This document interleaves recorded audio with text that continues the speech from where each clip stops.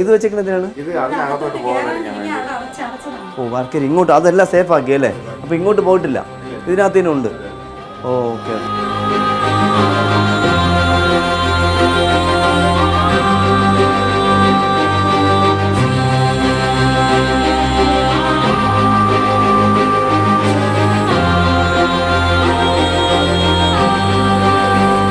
ഇതായിരിക്കും ഞാൻ വരച്ച് കുറ്റിയുടെ അടിയിലായിരിക്കും. ഞാൻ കുറ്റി ചരിച്ച് നോക്കാൻ പോയപ്പോൾ അവിടെ നിന്ന് ഇങ്ങനെ ചീറ്റി വിളിക്കുന്നു. അപ്പോൾ ഞാൻ ഇതിൻ്റെ അടിയിലാണോ നോക്കാൻ പോയതാ.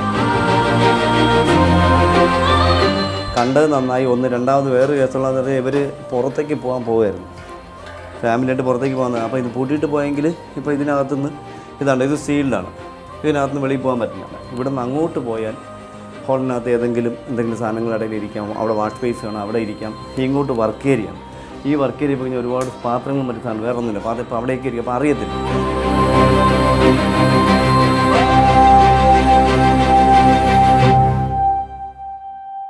നമ്മൾ ഇദ്ദേഹത്തെ ബോട്ടിലാക്കുകയാണ്.